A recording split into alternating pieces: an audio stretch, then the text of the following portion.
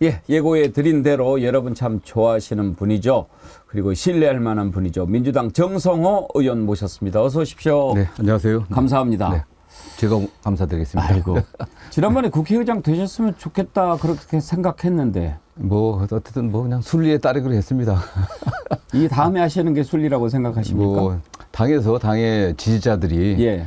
어쨌든 현재 상황에서 민주당 당원들의 의지를 좀 관철하고 또 윤석열 정권과 좀 강하게 맞서 싸우려고 하면 뭐 추미애 당대표가 좋지 않겠냐 이런 의견들이 강해갖고 뭐 대표도 그런 비슷한 말씀을 하셔갖고 예. 또 그렇게 뭐 따라주는 게 좋겠다는 생각을 했는데 또 그렇게 안 돼갖고 좀 이상한 상황이 벌어졌습니다. 사실 그때 불출마하실 때는 추미애 의장한테 이렇게 내 표가 갔으면 좋겠다 그런 마음으로 하셨던 거 아니었습니까? 그렇죠. 어쨌든 뭐 당 지도부에 계신 분들이나 특히 민주당을 사랑하는 그 지지자들께서 추미애 대표가 하시는 게 좋겠다. 뭐 이렇게들 많이들 말씀하셔갖고 예. 그렇게 되지 않겠나는 생각을 갖고 이제 불출마했던 거죠, 사실. 그런데 어떻게 우원식 의장이 됐다고 보십니까? 모르겠습니다. 우원식 의장님도 뭐 그동안 활동을 많이 해왔고 예. 또 굉장히 그 진보적이고 개혁적이지 않습니까? 또 그런 면에서 또 당내 신뢰가 상당히 그 두터웠죠. 또 추미애 대표님은 또 오랜만에 오셨으니까 추미애 예. 의원님은 네네. 예. 제가 듣기로는 그런 전략이 유효했다고 들었어요. 이제 여러 의원님들한테 전화를 하셔가지고 또 올해 원내대표도 하고 그러면서 이제 가깝게 지냈을 네네. 거 아닙니까? 네네. 어차피 추미애 의장 될 건데 내가 너무 적게 떨어지면 쪽팔리잖아. 그러니까 나 체면만 세워줘. 예. 그렇게 얘기를 했는데 네. 그냥 그게 훌라당 넘어갔다는 맞습니다. 거죠. 그게 가장 좋은 전략을 쓰신 거고요. 또 그 추 의원님보다는 그 우원식 의원님이 의장께서 예. 좀 더 많이 의원들을 적극적으로 접촉했죠. 예. 지방도 많이 다니셨고 뭐 추 의원님도 많이 다니셨지만 그래도 4년 공백이 있지 않습니까? 근데 의장께서는 뭐 직접 많이 만나서 호소하고 그래도 뭐 추 의원이 되더라도 나도 좀 나와야 되지 않겠냐 표가 뭐 이런 말씀도 많이 하셨다고 들었습니다. 네. 하여튼 선거는 뚜껑 열어봐야 알아요. 맞습니다. 네. 예. 끝나야 끝나는 겁니다. 네. 예. 네. 그래도 양주 쪽이면은 보수가 좀 강한 지역 아닙니까? 굉장히 보수적인 지역이었고요. 예. 민주당 계열 쪽에서는 제가 사실상 처음 된 거죠. 처음이시잖아요. 네네. 그거 지금 그 지역에 보수가 강한 지역에서 5선을 하셨다. 기록이죠 아마? 예, 그렇습니다. 예. 그리고 제 지역구에서는 양주를 포함한 그 경기 북부의 제 지역구에서는요. 동두천도 있고. 3선 이상 하신 분이 없었습니다. 이쪽에서요? 네네. 그쪽에. 예. 뭐 비결은 여러 가지가 있겠지만 저는요. 사실 제가 개인적으로도 참 존경하고 우리 정성호 의원님 보면 항상 신사다. 혹시 백봉 신사상 받으셨나요? 예. 뭐 한 2번 받았고요. 그러셨죠? 네. 그러셨을 거예요. 신사 중에 신사인데 제가 왜 그 말씀을 드리냐. 우리 정어리 TV에서 이채학 명주 운동 시작하지 않았습니까? 네네. 그래서 이제 22대 국회 개원하면서 민주당 의원님들한테 이채학 명주 배지를 다 보내드렸어요. 네, 저도 받았습니다. 네. 근데 그 많은 분 중에서 네. 잘 받았다고 연락을 주신 유일한 분이 우리 정 의원님이세요. 아니 뭐 받았으니까 받았다고 연락드리고 감사하다고 얘기를 해야 되는 거고. 그래도 상식 아닙니까? 그게. 그냥 보내준가 보다 이렇게 네. 생각할 수도 있는데 안녕하시지요. 보내주신 이채학 명주 배지 잘 받았습니다. 감사합니다. 국회가 제 역할 할 수 있도록 분발하겠습니다. 이렇게 문자를 주셨는데 이걸 보고 역시 우리 정 의원님이다. 제가 다시 한번 존경하고 아닙니다. 그런 부끄럽습니다. 마음이 네. 생겨가지고 여러분들 이런 분이십니다. 많이 좀 성원해 주시고 우리 정성호 의원님 앞길에 성원을 많이 좀 보내주시기를 바랍니다. 제가 우리 정어리 애청자님들한테 간곡히 부탁드립니다. 감사합니다. 예. 네. 당 얘기 좀 더 해보지요. 네네, 예. 네. 이재명 대표 이제 연임 할 것으로 그렇게 예상하는데 21일 날 사퇴한다고 방금 속보가 떴더라고요. 네네. 예. 사퇴를 해야 합니까? 그 전당대회 나가려면? 출마로 하려고 하면은 예. 그 어쨌든 그 경선 과정의 공정성 확보를 위해 갖고 출마 한 2개월 전쯤 사퇴해야 되는 걸 알고 있습니다. 당헌 당규에 그렇게 돼 있는 건 아닙니까? 예, 그렇게 된 당헌에서는 좀 본 것 같지 않은데 어쨌든 뭐 한 2개월 정도 그래도 사퇴해야 공정하게 하려면 예, 본인이 관리할 수는 없지 않겠습니까? 예. 왜냐하면 그 전당대회가 대개 2개월 걸리니까요. 2개월 전에 전대 준비위원회가 구성되면은 그 전에 본인이 당 대표로서 전대를 관리하면 안 되지 않습니까? 그러니까 그 전에 사퇴하는 게 맞겠죠. 그렇군요. 네네. 그렇다고 보면 이제 이 다음 대표를 하겠다라는 의사로 저는 읽히는데 지난번에 이재명 대표한테 그 질문을 했을 때 이재명 대표가 아이고 그거 정말 너무 힘들어가지고 네네, 예. 뭐 이렇게 좀 도시락 싸갖고 다니면서 말리고 싶은 자리다 네네. 그렇게 얘기를 하셨단 말이에요. 그런데 이제 지금 상황은 어떠세요? 정 의원님 생각도 이재명 대표가 계속 해야 된다 그렇게 생각하십니까? 저도 그 이 대표와 이 문제 관련해서 한 두 번 정도 그 대화를 나눴는데 본인은 뭐 굉장히 힘들어합니다. 근데 제가 이 대표에게 그 당시하고 지금하고는 상황이 달라있지 않았냐. 그 뭐 체포 동의안 뭐 가결될 그 당시하고는 지금 완전히 달라진 상황이거든요. 그리고 지금 어쨌든 20일에 들어가고서 윤석열 정권의 무능과 폭정이 계속 이어지고 있습니다. 그러나 또 새로 된 초선 의원들 많고 당의 어쨌든 단합을 좀 확실하게 만들어내고 또 윤석열 정권의 무능과 폭정을 좀 막아내려고 하면은 좀 강한 리더십이 필요한 게 아닌가. 그리고 더 중요한 건 민주당의 그 핵심 지지층들이 또 소위 말하는 뭐 권리당원들 중에서 적극적인 권리당원들께서 또 대표의 연임을 강하게 요구하고 있는 상황이기 때문에 어쩔 수 없이 연임을 해야 되는 게 아닌가 하는 그런 상황입니다. 그런 생각입니다. 네. 사실 뭐 경쟁 상대가 있겠습니까만은 지금 상황이 이제 이재명 대표가 해야 한다라고 하는데 이재명 대표가 계속 했을 때 예상되는 이제 문제들이 몇 가지 있지 않습니까? 네네. 예를 들면 재판이 지금 계속 걸려 네네. 있는 문제라든지 또는 대선을 앞두고 그러면은 어떻게 해야 되느냐 하는데 이번에 이제 당헌을 바꿨지만 그런 부분에 대해서도 또 반대하는 목소리도 있고 이런 부분들에 대해서는 어떻게 생각하십니까? 저는 뭐 재판이 지금 그 이화영 부지사 관련해 갖고 대북 송금으로 좀 1심에서 유죄가 나지 않았습니까? 예. 그래서 이재명 당대표를 또 공범으로 해 갖고 추가 기소가 됐는데 재판이 하나 더 추가되는 거죠. 어쨌든 이 건에 관련해서는 서울로 이송을 해주든지 뭐 지금 또 이화영 부지사 그 재판부가 또 다시 이재명 대표 재판을 맡기 때문에 이건 저는 뭐 기피 사유가 되는 게 아닌가 생각을 합니다.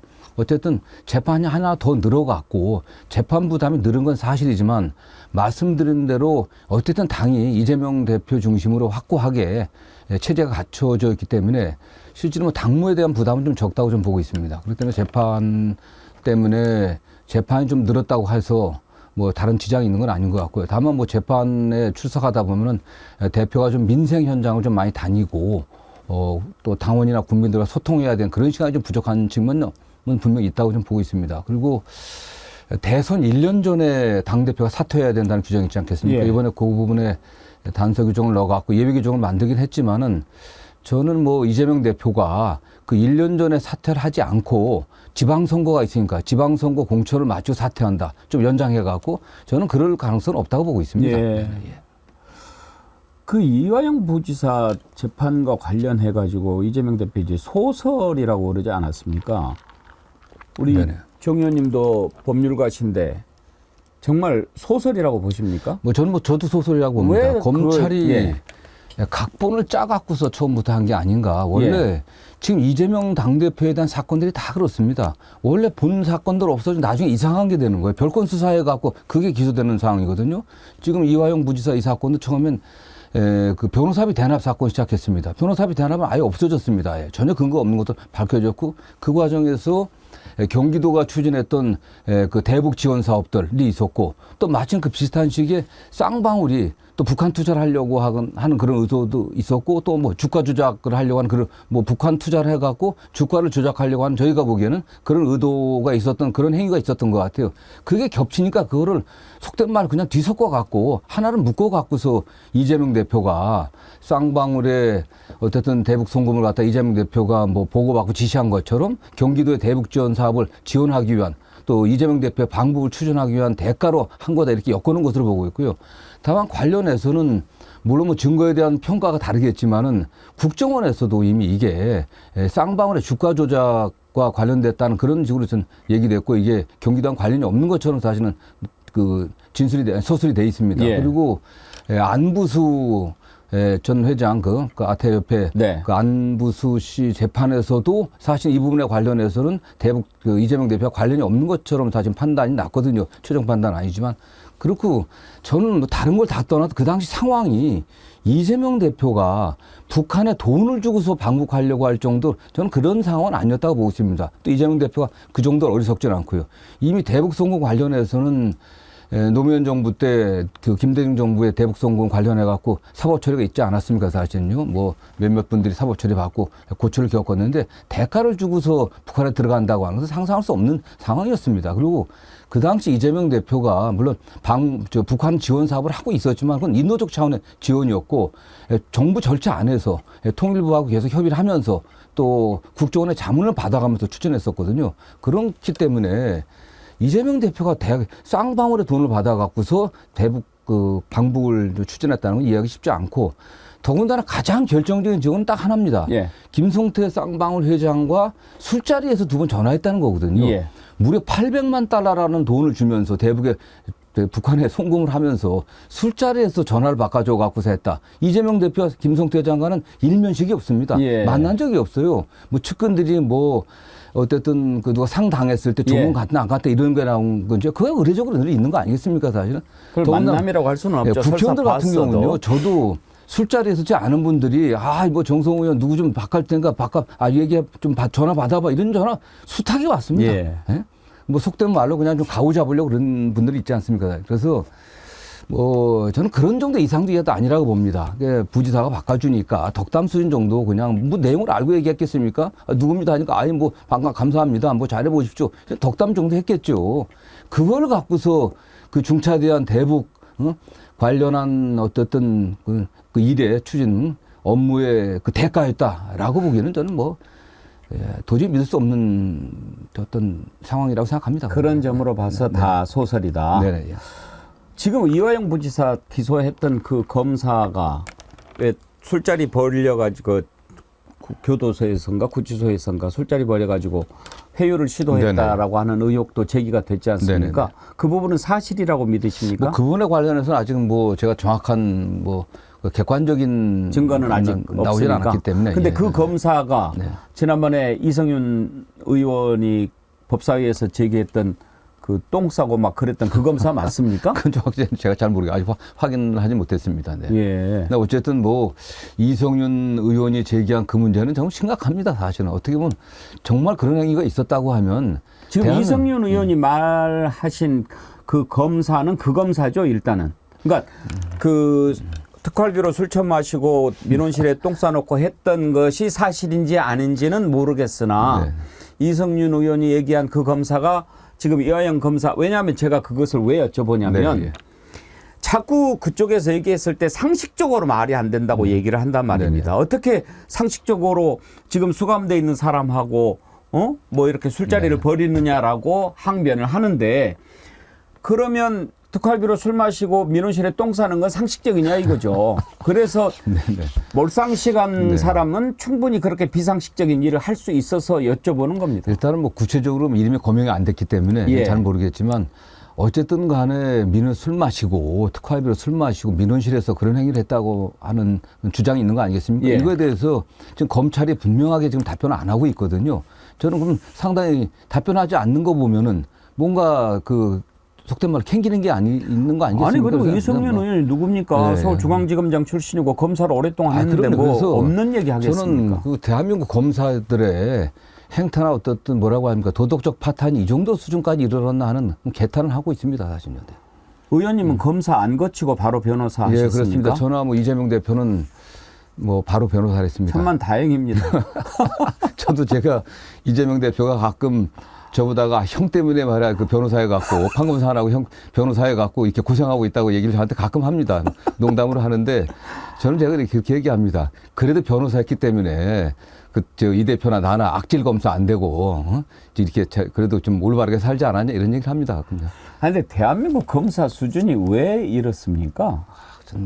어쨌든 전혀 감시받지 않고 또 통제받지 않고 또 견제받지 않는 최후의 권력 아니겠습니까? 그리고 저는 과거 우리 정부도 책임이 있다고 생각합니다. 노무현 정부나 문재인 정부 때 보다 철저한 검찰 개혁을 했어야 되는데 하는 신용만 하다가 다시 그 검찰의 개혁도 되지 않은 과거의 검찰에게 다시 개혁을 맡겼거든요. 그러다 보니까 그들이 정말 오만방자해진 거 아니겠습니까? 네. 아예 검찰청을 없애고 그냥 기소만 하도록 기소청으로 만들어야 된다. 그런 의견도 나오더라고요. 저는 궁극적으로 수사 기소를 완전히 분리시켜 갖고요. 예. 독립된 수사기관이 있고 검찰은 공소청 또는 공소유지만 기소하고 공소유지만 담당하는 그런 기관으로 가야 된다고 저도 생각하고 있습니다. 그러면 최종 방향이 그 방향으로 가는 게 맞다고 보십니까? 저는 뭐 개인적으로 그렇게 가야 된다고 생각하고 있습니다. 네. 민주당에서 그런 법안을 추진하고 있습니까? 예, 그렇습니다. 네. 아. 뭐 대다수의 민주당에 계신 분들도 그런 정도의 문제의식은 뭐 공유하는 걸로 알고 있습니다. 네. 윤석열 대통령에 대한 국민들의 마음은 이미 이제 심리적 탄핵 상태에 접어들었다고 생각합니다. 네네. 윤석열 대통령 임기 이제 2년이 지나가는데 그야말로 해놓은 건 하나도 없고 성과가 딱 하나 있다면 국민들한테 다시는 검사 출신은 대통령 뽑으면 안 되겠구나 하는 것 교훈 줬다는 거 네네. 이거 하나 말고 뭘 내놓을 만한 게 없습니다. 네, 맞습니다. 지금 뭐 지난 총선의 대패 이후 총선 민심을 겸허히 받아들이겠다고 하지 않았습니까? 물론 그 이전에 강서구청장 보궐선거 때 패배했을 때도 뭐 총선 그 구청장 보궐선거에 나타난 민심을 겸허히 받아들이겠다. 대통령실에서 그랬습니다. 그러나 겸허히 받아들이는 게 아니라 여전히 정반대로 가고 있는 것 같아요. 여전히 민심을 배신하고 그냥 뭐 마이웨이 하겠다고 하는데 너무너무 위험한 것 같습니다. 대통령이 되어갖고 승자임에도 불구하고 딱 한 건 하나 있습니다. 이재명 당대표 사법 처리하겠다고 하는 그 의지. 한 게 그것뿐이 없어요. 그거 관철하려고 했던 거 외에는 뭐 기억나는 게 없지 않겠습니까? 저는 그렇기 때문에 정말 뭐 조국 대표가 3년이 너무 길다라고 하는 게 적절한 표현이라고 생각합니다. 과연 이런 상황대로 계속 국정이 진행됐을 때 대한민국의 미래가 어떻게 되는지 너무너무 걱정입니다. 지금 사실은. 민심을 받들겠다 다 빈말인 것 드러났고요. 사실 국민들이 마지막으로 기대를 가졌던 것이 이재명 대표 만나겠다라고 했을 때 네네. 그리고 기자회견 했을 때 그 두 번이 윤석열 대통령한테 주어진 마지막 기회였다고 저는 생각합니다. 그런데 그 두 번 하는 거 보고 이제 안 되겠구나 그렇게 마음을 접었다고 네네. 생각하거든요. 네네. 그런 상황에서 이제 22대 국회가 개원이 됐고 원구성 협상하는데 국민의힘이 저렇게 때를 쓰고 그러는데 어떻게 하는 게 맞다고 보십니까? 지금 국민들 대다수는 이거 저거 지금 좌고우면할 처지가 아니다. 안 바뀐다는 거 확실히 결정이 됐는데 눈 돌리면 안 된다. 이렇게 생각한다고 저는 생각하는데 의원님은 어떠십니까? 뭐 국민들의 생각이 맞는 거 아니겠습니까? 좀 맞다고 좀 보고 있고요. 말씀하신 것처럼 그 처음으로 그 야당 대표인 이재명 대표를 만나지 않았습니까? 그 당시 저는 뭔가 그래도 협치에 대한 어떤 의지를 좀 표명할 줄 알았습니다. 뭐 그렇다고 하면 기본적으로 크게 최상병 특검 정도 받아들이고 또 김건희 그 배우자 관련해서도 특검을 못 받아들인다고 하더라도 정중하게 인정하고 사과하고 그러면서 뭔가 돌파구를 만들었어야 되는 거 아니겠습니까?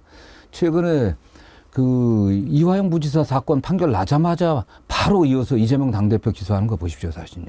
뭐 소환 조사도 하지 않았습니다. 이거에 관련해 갖고 바로 기소해 버렸어요.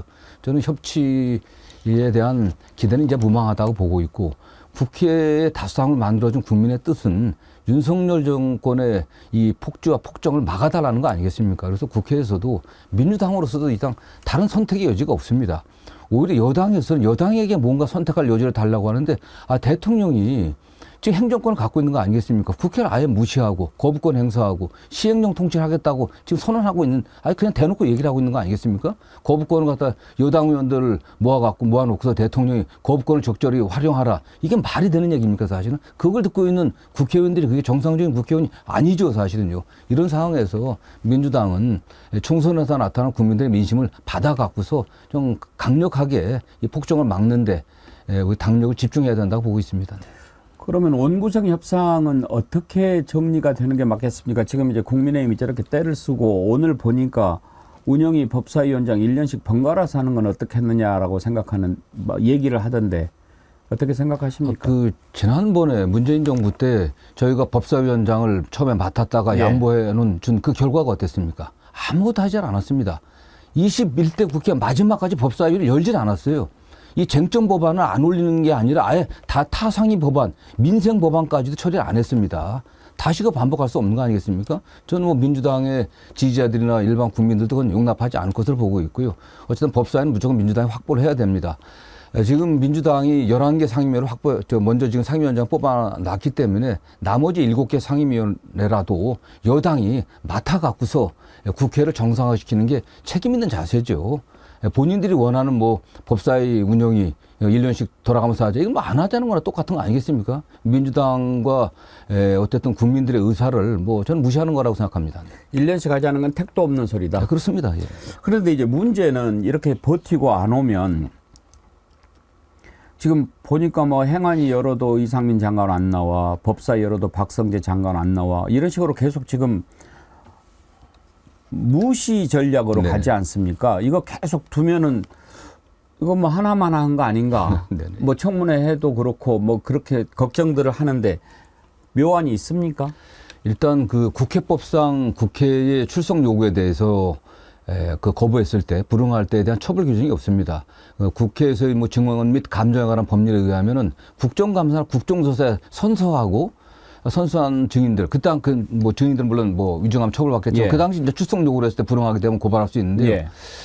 지금 그러나 청문회도 마찬가지. 증인 요구, 청문회에 증인으로 채택하게 되면 출석 요구에 응해야 됩니다. 그렇기 때문에 저는 뭐 청문회라든가 아니면 국회 차원의 국정조사를 갖다 의결해갖고 뭐 추진하면 된다고 보고 있고요. 예. 더 나아가서 이런 사태, 국회를 무시하는 이런 사태를 예방하기 위해서는 국회법을 개정해갖고 예. 빨리 국무위원이나 정부위원들의 국회 불출석에 대해서는 적절한 처벌 규정을 갖다 만들어야 된다고 생각하고 있습니다. 정당한 사유 없이 출석하지 않으면은 네네. 뭐 처벌을 한다라든지. 네네, 네.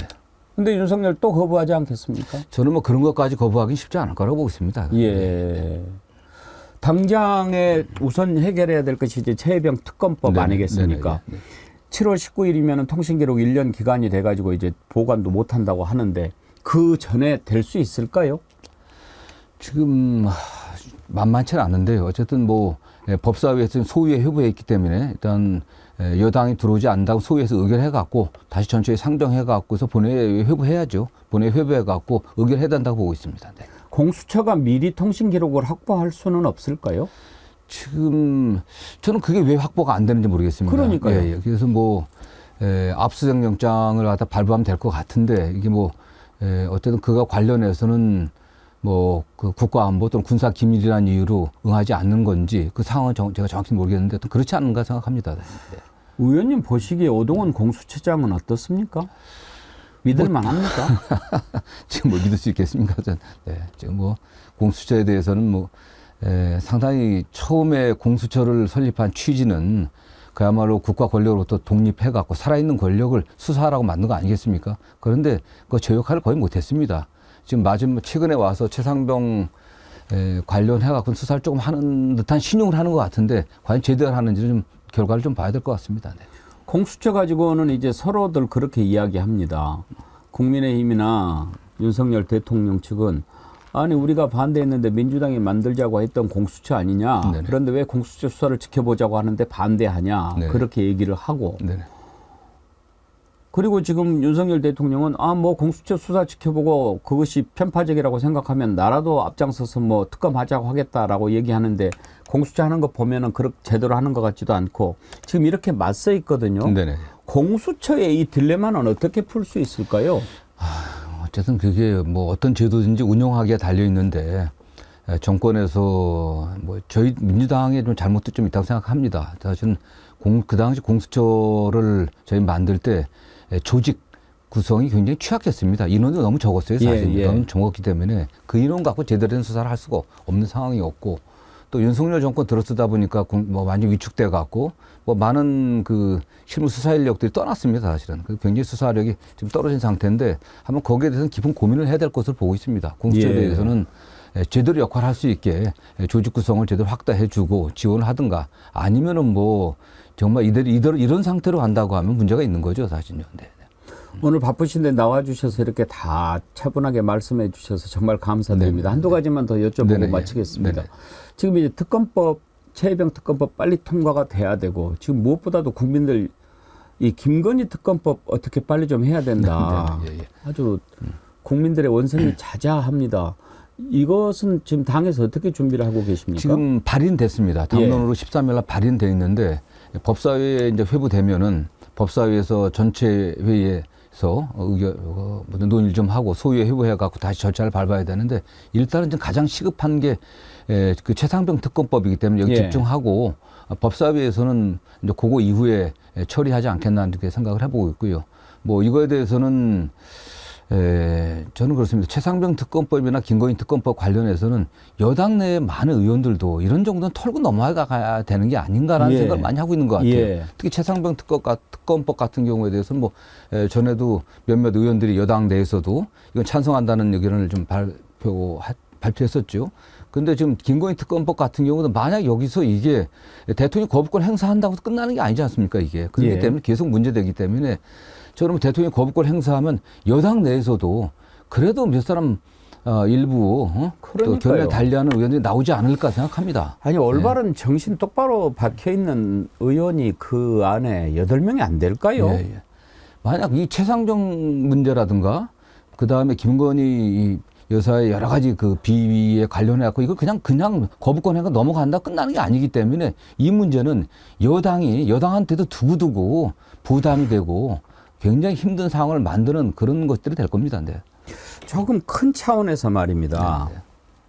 정말 지난번에 많은 우리 국민들이 좀 허탈감을 느꼈는데 200석 넘길 줄 알았거든요. 네, 네. 그랬으면은 조금 더 속도감 있게 착착착 진행될 것 같았는데 이제 한 8석 정도가 부족하다 보니까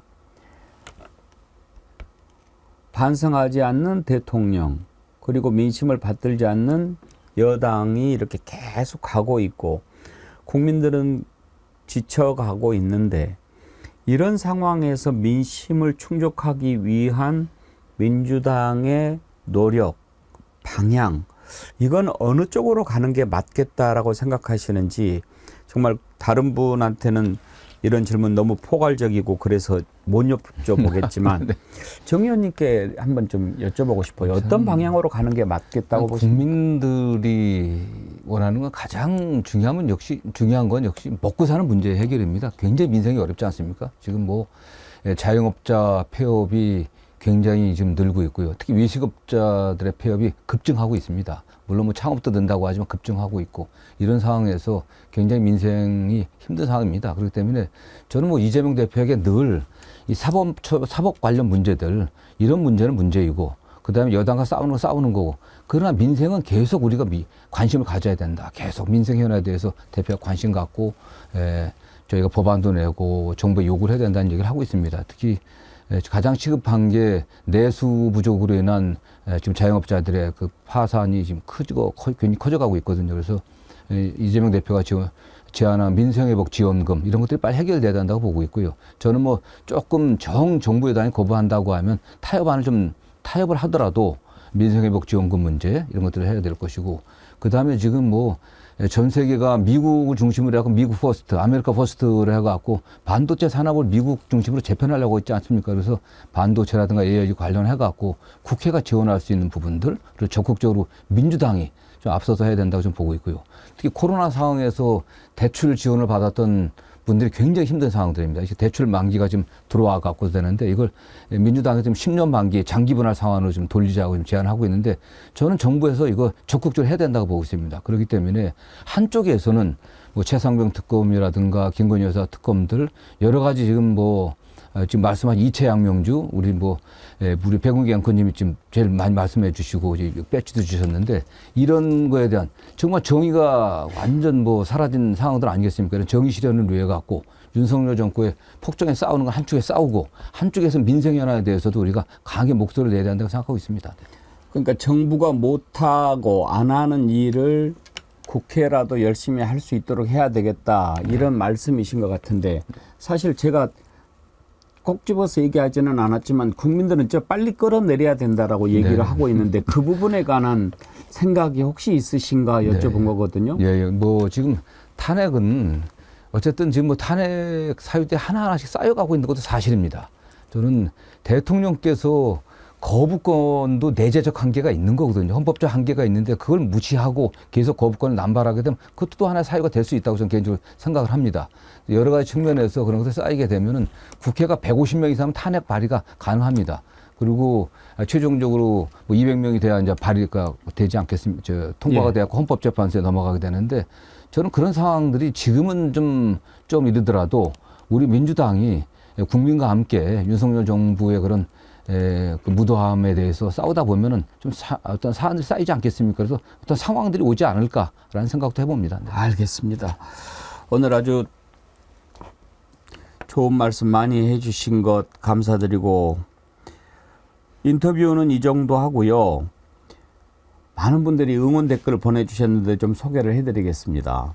동그라미님, 정성호 의원님의 품격 있는 단호함 멋집니다. 그리고 역풍 없습니다. 상임위 법대로 수순을 밟아주세요. 국민들의 염원에 부응하는 더불어민주당이 되어주십시오. 국민들은 지금 현 정부에 입은 상처가 한두 가지가 아닙니다. 이런 글 주셨네요. 추억의 메텔님, 정성호 의원님, 민주당은 좌고우면하지 마시고 법과 원칙대로 국회법에 따라서 행해 주시면 고맙겠습니다. 홀턴님, 경험이 많고 의정활동 잘하시는 정성호 의원님 진심으로 존경합니다. 몇 분만 더 소개해 드릴게요. 너무 많이 와가지고. 천년바위님, 언제나 젠틀하시고 당내 사정, 정치 상황을 팩트에 입각해서 명쾌하게 분석 설명해 주시는 정 의원님 존경합니다. 오늘은 개탄 기분입니다. 그러셨는데, 예, 아주 우리 정성호 의원님 오늘 나오셨는데 힘 받아서 가실 수 있을 것 같습니다. 그리고 정성호 의원님, 이채양 명주 배지 민주당 의원들 다 차고 다니라고 명령 좀 해주세요. 5선이시니까요. 명령하기는 그렇고 많이 권유해 주십시오. 네, 알겠습니다. 예, 네. 이채양 명주 배지 너무 크다 싶으면 네네. 또 좀 작은 것도 있고요. 네네. 요즘에는 자석으로 된 게 나와가지고 붙이기도 좀 쉽고 그렇습니다. 예, 오늘 이렇게 귀한 시간 내주신 것 감사드리고요. 또 오랜 시간 다 충실하게 답변해 주셔서 고맙습니다. 네, 감사합니다. 다음에 네. 또 한번 나와 주십시오. 예. 예, 감사합니다. 네, 고맙습니다. 예, 여러분 좋아하고 신뢰하는 민주당 정성호 의원 만나봤습니다. 전하는 말씀 듣는 동안 오늘 받으실 상품 댓글자 선정하도록 하겠습니다. 고맙습니다.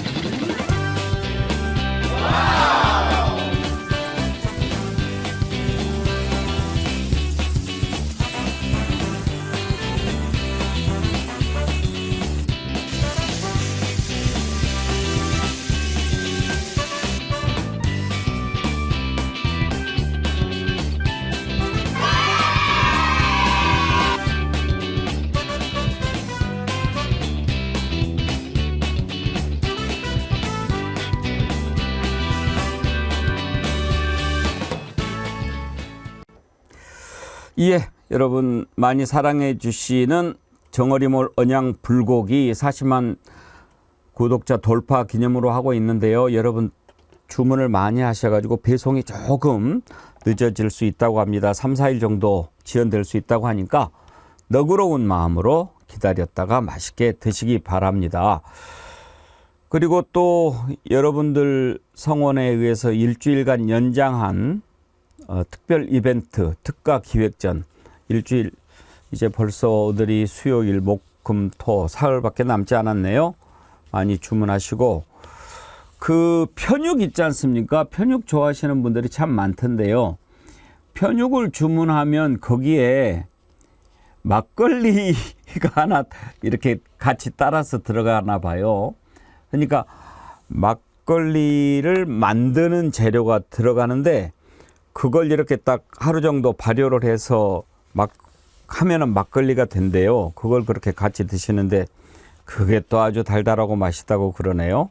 예. 편육 막걸리. 너무 많이 드시면 그것도 좀 취할 수 있으니까 아, 막걸리는 품절이구나. 끝났어요. 아이고 죄송합니다. 일찍 드신 분들만 맛있게 드셨네요. 예. 그러니까 뭐든지 일찍 해야 돼요. 예. 오늘 슈퍼챗 보내주신 분들 그리고 신규 회원 가입해 주신 분들 감사드리고요. 그 박혜림님 다시 한번 그 위로의 말씀 드리면서 박혜림님 포함해서 오늘 소개해드린 모든 분들 글래머선 그림 드리도록 하겠습니다.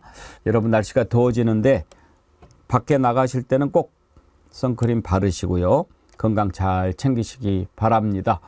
함께해 주신 여러분 감사합니다. 내일도 힘차게 찾아뵙겠습니다. 11시에 다시 뵙죠. 고맙습니다.